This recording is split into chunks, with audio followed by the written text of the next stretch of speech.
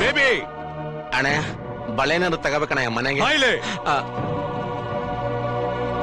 ಅಣ್ಣ ಇದೇನಣ್ಣ ನೀವಿಲ್ಲಿ? ನೀನ್ ಯಾಕೋ ಇಲ್ಲಕ್ ಬಂದಿದೀಯಾ? ಆ ಬಳೆ ತಗೋಣ ಅಂತ ಬಂದೆ, ಮರ್ತು ಬೆಳ್ತಾಂಬಿಟ್ನಣ್ಣ. ಬೇಕಾಗುತ್ತಲ್ಲಣ್ಣ. ಸಂಧ್ಯಾ ಎಲ್ಲಿ? ಇದೇನಣ್ಣ ಹೆಂಗ್ ಕೇಳ್ತೀಯ?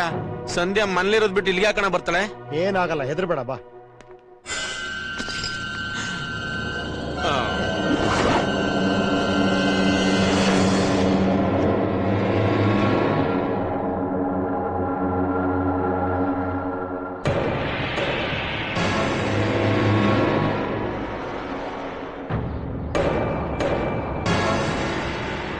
ಅಲ್ಲಿ ಏನು ಕಾಣಿಸ್ತಾ ಇದೆ? ಏನ್ ಕಾಣಿಸ್ತಿದೆ? ಮನೆಗಳು. ಆ ಮನೆಗಳ ಮಧ್ಯೆ ಸ್ಮಶಾನ, ಸಮಾಧಿನೂ ಇದೆ. ಶ್ರೀಮಂತರ ಮನೆ ಹುಡುಗಿನ ಲವ್ ಮಾಡಿ ಲೈಫ್ ಸೆಟ್ಲ್ ಆಗುತ್ತೆ ಅನ್ಕೊಂಡಿದ್ರೆ ಮನೇಲಿರೋರು ಸಮಾಧಿಲಿ ಇರ್ಬೇಕಾಗತ್ತೆ. ಯಾರು ಏನೇ ಮಾಡಿದ್ರು, ಹೇಗೆ ಬದುಕಿದ್ರು, ಕೊನೆಗುಳಿಯೋದು 6 ಅಡಿ 3 ಅಡಿ ಜಾಗ ಅಷ್ಟೇ. ಅಲ್ಲಿಗೆ ಎಷ್ಟು ಲೇಟ್ ಆಗಿ ಹೋಗ್ತೀವೋ ಅಷ್ಟು ಒಳ್ಳೇದು. ಲೇಟ್ ಆಗಿ ಹೋಗ್ತಾರೆ, ಬೇಗ ಹೋಗ್ತಾರೆ ಅನ್ನೋದು ಬಿಟ್ರೆ ನೀನ್ ಹೇಳ್ತಿರೋದು ಓಲ್ಡ್ ಫಿಲಾಸಫಿ. ಈಗ ಸಮಾಧಿ ಸೈಜ್ ಚೇಂಜ್ ಆಗಿದೆ. ಅಣ್ಣ ಅವ್ರ ಸಮಾಧಿ 3 ಎಕರೆಲಿದೆ, ಮಹಾತ್ಮ ಗಾಂಧಿ ಸಮಾಧಿ 30 ಎಕರೆ ಇದೆ. ಸಮಾಧಿ ಸೈಜ್ ಈಗ ಜಾಗ ರೋಡ್ ಅಳಿಯಲ್ಲ, ಮನುಷ್ಯನ್ ವ್ಯಾಲ್ಯೂ ರೋಡ್ ಅಳಿತಾರೆ. ಅದೆಲ್ಲ ಬಿಟ್ಟಾಕಿ ಡೈರೆಕ್ಟ್ ವಿಷಯಕ್ಕೆ ಬಾ. ನೀ ಯಾರ ಕೊಡ್ರೆ ಎಲ್ಲರ ಹತ್ರ ಹೀಗೆ ಮಾತಾಡೋದು. ನೀ ಮಾತಾಡಯ್ಯ. ನೀನು ಜಾಸ್ತಿ ಮಾತಾಡಿದ್ರು ಕಮ್ಮಿ ಮಾತಾಡಿದ್ರು ನಿನ್ನ ಬಗ್ಗೆ ನನಗೊಂದು ಸಾಫ್ಟ್ ಕಾರ್ನರ್ ಇದೆ, ಅದಕ್ಕೋಸ್ಕರ ಸುಮ್ಮನಿದ್ದೀನಿ. ನೀನು ಹೊಡೆದಿದ್ದು ಯಾರ ಕಡೆಯವ್ರನ್ನ ಗೊತ್ತಾ? ಗೊತ್ತಿಲ್ಲ. ಜಕ್ಕ ಕಡೆಯವ್ರನ್ನ. ಜಕ್ಕನ? ಸಡನ್ ಆಗಿ ಅವನು ಯಾರು? ಬರೀ ಸ್ನೇಹಿತರೇ ಇದ್ದ ನನ್ನ ಜೀವನದಲ್ಲಿ ನನ್ನ ಮೊದಲನೇ ಶತ್ರುವಾಗಿ ಬಂದಿದ್ದು ಆ ಜಕ್ಕ.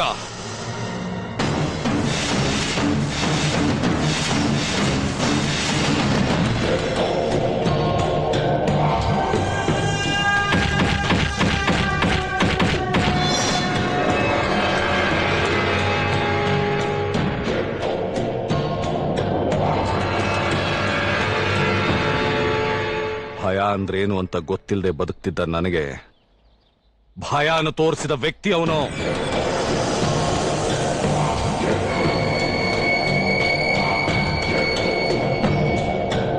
ಅವನ ಬಗ್ಗೆ ಬಿಲ್ಡಪ್ ಸಾಕು, ಏನ್ ನಡೀತು ಅಂತ ಡೈರೆಕ್ಟ್ ಆಗಿ ಹೇಳಿ.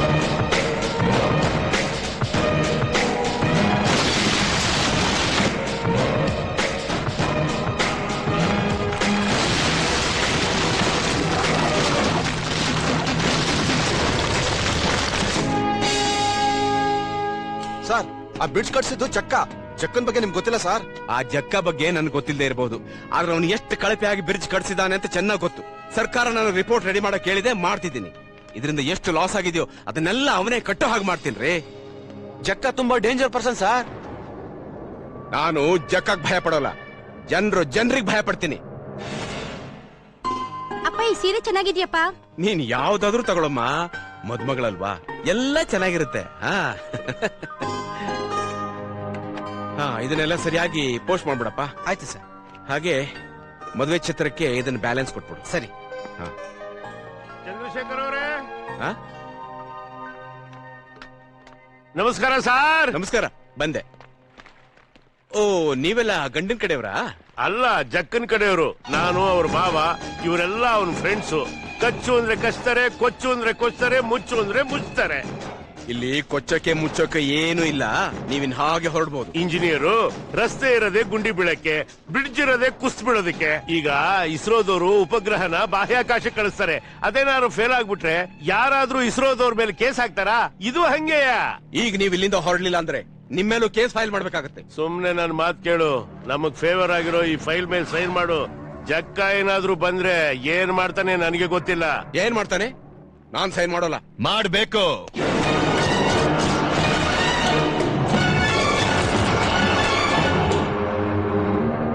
ನನ್ನ ಹೆಸರು ಜಕ್ಕ, ಕಚಡ ನನ್ ಮಗ.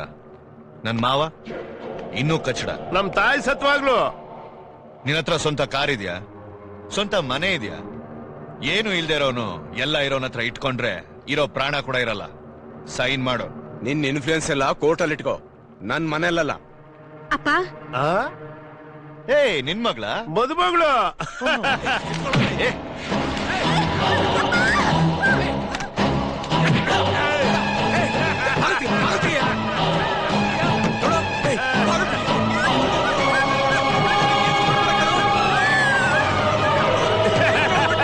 ಯಾಕೆ ಅಷ್ಟು ಜೋರಾಗಿ ಕಥ ಬಿಡಿತಾ ಇದೀಯಾ? ನನಗೆ ಸೌಂಡ್ ಅಂದ್ರೇನೆ ಎನರ್ಜಿ. ನೋಡೋ, ಒಂದೇ ಒಂದ್ ಸೈನ್ ಮಾಡು, ನಿನ್ನ ಮಗಳು ಆಟೋಮೆಟಿಕ್ ಆಗಿ ಆಚೆ ಬರ್ತಾಳೆ. Come on. ಕೊಡ್ರಿ ಇಲ್ಲಿ. ಎಲ್ರಿ ಸೈನ್ ಮಾಡ್ಬೇಕು? ಕೊಡಿ ಇಲ್ಲಿ.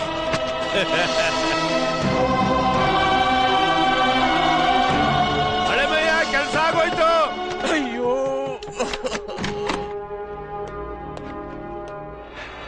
ನನ್ ಕೆಲ್ಸನೂ ಆಗೋಯ್ತು. ನಡಿ ಹೋಗೋಣ. ಇದು 72ನೇದು.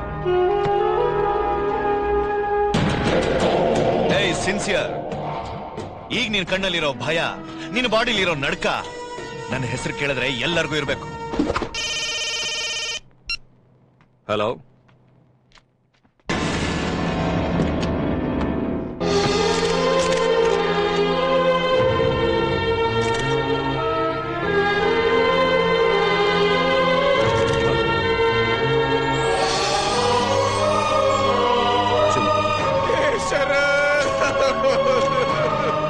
ನನ್ ಪ್ರಾಮಾಣಿಕತೆನ ಇಡೀ ಕರ್ನಾಟಕ ಜನತೆ ಮೆಚ್ಕೊಂಡಿತ್ತು. ಆದ್ರೆ ನನ್ ಮಗಳ ಪರಿಸ್ಥಿತಿ ನೋಡು ಶರತ್. ಅಳಬೇಕಾಗಿರೋದು ನೀನಲ್ಲ ಚಂದ್ರು, ತಪ್ಪು ಮಾಡಿದವರು. ನಿನ್ನ ಕಣ್ಣೀರಿಗೆ ಕಾರಣ ಆಗಿರೋರು ಈ ಭೂಮಿ ಮೇಲೆ ಯಾರು ಬದುಕಿರಬಾರ್ದು. ಹಳೆಮಯ್ಯ, ಆ ಇಂಜಿನಿಯರು ಲಾಯರ್ ನೋಟಿಸ್ ಕಳಿಸಿದಾನೆ. 16ನೇ ತಾರೀಕು ಕೋರ್ಟ್ಗೆ ಅಪಿಯರ್ ಆಗ್ಬೇಕಂತೆ. ಅವನು ಮಗಳನ್ನ ಕಳ್ಕೊಂಡ್ರು ಹೋಗ್ರು ಕಮ್ಮಿ ಆಗಿಲ್ಲ ಅನ್ಸುತ್ತೆ. ಕೋರ್ಟ್ಗೆ ಹೋಗಿ ತುಂಬಾ ದಿನ ಆಯ್ತು. ಒಳ್ಳೆ ಲಾಯರ್ನ ನೋಡಿ. ಇಷ್ಟೇ ಅಲ್ವಾ, ನೀವೆಲ್ಲ ನಿಜಾನೇ ಹೇಳಿದಿರಿ. ನಾನು ಕೋರ್ಟಲ್ಲಿ ಇದು ಸುಳ್ಳು ಅಂತ ವಾದಿಸ್ತೀನಿ. ಅದಕ್ಕೆ ಅಲ್ವಾ ನಾವು ನಿಮ್ಮತ್ರಕ್ಕೆ ಬಂದಿದ್ದು. ಮೇ 20ನೇ ತಾರೀಕಲ್ವಾ ನೀವು ಆ ಹುಡುಗಿ ಮೇಲೆ ಅತ್ಯಾಚಾರ ಮಾಡಿದ್ದು.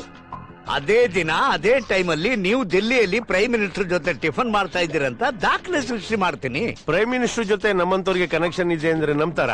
ನಂಬಲ್ವಾ? ಬೇಡ ಬಿಡಿ. ಸತ್ಯಂ ಕಂಪ್ಯೂಟರ್ ಚೇರ್ಮನ್ ಜೊತೆ ಹೈದರಾಬಾದ್ ಅಲ್ಲಿ ಮೀಟಿಂಗ್ ಅಲ್ಲಿ ಇದ್ರು ಅಂತ ಸೃಷ್ಟಿ ಮಾಡಿದ್ರಾಯ್ತು. ಅವರೆಲ್ಲ ಫ್ರಾಡ್ ಕೇಸಲ್ಲಿ ಜೈಲಲ್ಲಿ ಇದ್ದಾರೆ. ಅದೆಲ್ಲ ನಾನ್ ನೋಡ್ಕೋತೀನಿ ಬಿಡ್ರಿ. ಸಾಕ್ಷಿಗಳದೇನ್ರಿ, ಬಾಲ್ಡಿ ತಲೆ ಮೇಲೆ ವಿಗ್ ಹಾಕ್ದಂಗೆ. ಇವ್ರ ಎಣ್ಣೆ ಹಾಕ್ತಾರ? ಎಷ್ಟೇ ಆಗ್ಲಿ ನನ್ನಳೆ ಮೈ ಅಲ್ವಾ. ಮತ್ತೆ ಟೆನ್ಷನ್ ಯಾಕ್ರಿ? ಒಂದು ಕ್ವಾರ್ಟರ್ ಹೊಡೆದು ಮನೆಯಲ್ಲಿ ನೆಮ್ಮದಿಯಾಗಿ ಮಲ್ಕೊಳಕ್ ಹೇಳಿ.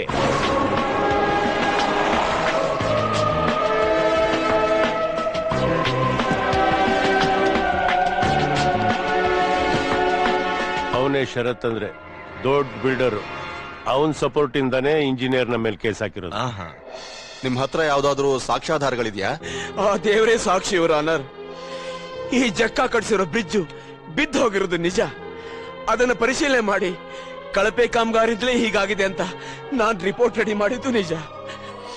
ಮದುವೆ ಆಗ್ಬೇಕಾಗಿದ್ದು ನನ್ನ ಮಗಳನ್ನ ಮಾನಭಂಗ ಮಾಡಿ ಅವಳು ಜೀವ ಹಿಟ್ಟಿ ಪ್ರಾಣ ತೆಗೆದಿತ್ತು ನಿಜ ಇವರ ಆನರ್. ಇದಕ್ಕೆಲ್ಲ ನನ್ನ ಆತ್ಮಸಾಕ್ಷಿ ಬಿಟ್ರೆ ಬೇರೆ ಯಾವ ಸಾಕ್ಷಿನೂ ಇಲ್ಲ ಇವರ ಆನರ್. ಬೇರೆ ಯಾವ ಸಾಕ್ಷಿನೂ ಇಲ್ಲ. ಯುವರ್ ಆನರ್, ಕೋರ್ಟಿಗೆ ಬೇಕಾಗಿರೋದು ಮನಸ್ಸಾಕ್ಷಿ ಅಲ್ಲ, ಮನುಷ್ಯರ ಸಾಕ್ಷಿ. ಅಪರಾಧಿ ಸ್ಥಾನದಲ್ಲಿ ನಿಂತಿರೋ ನನ್ನ ಕ್ಲೈಂಟ್ ಜಕ್ಕ ಅದೇ ದಿನ ಬೆಂಗಳೂರು ಅಪೋಲೋ ಹಾಸ್ಪಿಟಲ್ ಅಲ್ಲಿ ಟ್ರೀಟ್ಮೆಂಟ್ ಪಡಿತಾ ಇದ್ರು. ಇದು ಅದಕ್ಕೆ ಸಂಬಂಧಪಟ್ಟ ಮೆಡಿಕಲ್ ಸರ್ಟಿಫಿಕೇಟ್. ಅದೇ ದಿನ ಪಾಂಡು ಅವರು ಶಿವಮೊಗ್ಗದಲ್ಲಿರೋ ಅಶೋಕ ಹೋಟ್ಲಲ್ಲಿ ಉಳ್ಕೊಂಡಿದ್ರು. ಆ hotel bill.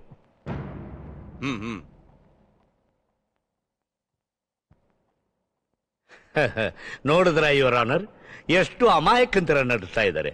But he's a criminal.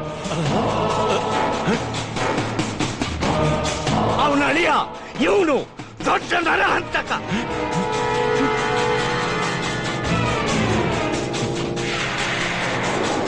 Your honour, ದುಡ್ಡು ಕೊಟ್ರೆ ಇಂಥ ಸಾಕ್ಷಿಗಳು ಸಾವಿರಾರು ಸಿಗ್ತವೆ.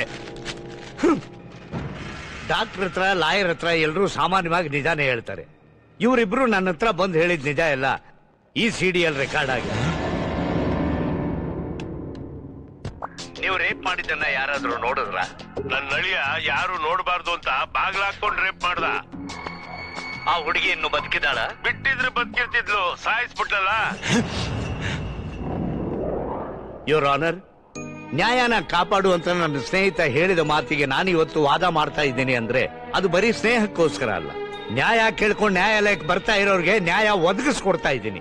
ನಾನೊಬ್ಬ ನ್ಯಾಯವಾದಿ ಅಂತ ಗರ್ವ ಪಡ್ತಾ ಇದ್ದೀನಿ.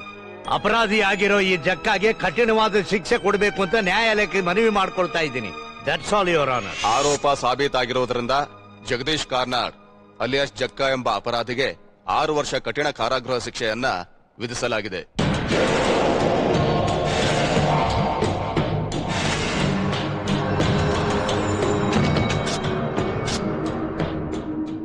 ಹಳೆಮಯ್ಯ ಮಾವಯ್ಯ ನೀವ್ ಯಾಕೆ ಚಿಂತೆ ಮಾಡ್ತಾ ಇದ್ದೀರಾ? ನಾನಿಲ್ಲಿ ಆರಾಮಾಗಿದ್ದೇನೆ. ಸಿಟಿಲಿ ಕರೆಂಟ್ ಪ್ರಾಬ್ಲಮ್ ಇದೆ ಅನ್ಸುತ್ತೆ, ಬಟ್ ಜೈಲ್ನಲ್ಲಿಲ್ಲ. 24 ಅವರ್ಸ್ ಇರುತ್ತೆ. ಸ್ನಾನ ಮಾಡೋದಕ್ಕೆ ಹಾಟ್ ವಾಟರ್, ದಿನ ಬೆಳಗ್ಗೆ 6 ಗಂಟೆಗೆ ಒಂದು ಮೊಟ್ಟೆ, ಅರ್ಧ ಲೀಟರ್ ಹಾಲು ಕೊಡ್ತಾರೆ. ದಿನ ಉದಯ ಮೂವೀಸ್ ನಲ್ಲಿ ಫಿಲಮ್ಸ್, ಯೂಟ್ಯೂಬ್ ನಲ್ಲಿ ಸಾಂಗ್ಸ್, ಟಿವಿ 9 ನಲ್ಲಿ ನ್ಯೂಸ್, ಅದು ಇದು ನೋಡ್ಕೊಂಡು ಖುಷಿಯಾಗಿದ್ದೀನಿ ಅಂತ ಅನ್ಕೊಂಡಿದಿರಲ್ಲ. ಜೈಲಲ್ಲಿದ್ರೆ ಬದಲಾಗ್ತೀವಿ ಅಂತಾರೆ. ಇಲ್ಲ, ನನ್ನ ದ್ವೇಷದ ಬೆಂಕಿ ಇನ್ನೂ ಉರಿತಾ ಇದೆ. ನನ್ನ ಈ ಪರಿಸ್ಥಿತಿಗೆ ತಂದವರು ಬದುಕಿರಬಾರ್ದು. ನೀನ್ ಆಚೆ ಬಂದ್ಮೇಲೆ ಎಲ್ರನ್ನೂ ಮುಗಿಸ್ಬಿಡೋಣ. ಅಷ್ಟಕ್ಕೂ ನಿನಗೆ ಶಿಕ್ಷೆ ಆಗಿರೋದೆಷ್ಟು? 6 ವರ್ಷ. ಅದರಲ್ಲಿ ನಿನ್ ನಡವಳಿಕೆ ಚೆನ್ನಾಗಿದೆ ಅಂತ 2 ವರ್ಷ ಹೊರಟೋಗುತ್ತೆ. ಇನ್ನ ಗಾಂಧಿ ಜಯಂತಿ, ಕೃಷಿ ಜಯಂತಿ, 2ನೇ ಭಾನುವಾರ, ಅದು ಇದು ಅಂತ 1 ವರ್ಷ ನೆಗೆದ್ ಬಿದ್ದೋಗುತ್ತೆ. ಉಳಿದಿರೋದೆಷ್ಟು? 3 ವರ್ಷ. ಆಡ್ಕ ಬಂದ್ಬಿಡುತ್ತೆ. 3 ವರ್ಷ ನನ್ನ ಕೈಯಲ್ಲಿ ಕಾಯಕ್ಕಾಗಲ್ಲ. ಇವತ್ತೇ ಸಾಯಿಸ್ತೀನಿ ಮಾವಯ್ಯ, ಇವತ್ತೇ. ಜಕ್ಕ ಅವರೇ, ನಿಮ್ಮನ್ನ ಹಾಸ್ಪಿಟ್ಲ್ ಕಳಿಸೋದಕ್ಕೆ ಎಲ್ಲ ಏರ್ಪಾಟ್ ಮಾಡಿದ್ದೀನಿ. ನಿಮಗಿರೋದೇ ಅರ್ಧ ದಿನ ಟೈಮ್. ಹೊರಗಡೆ ಗೊತ್ತಾದ್ರೆ ನಾನು ಕೆಲಸ ಕಳ್ಕೋಬೇಕಾಗುತ್ತೆ.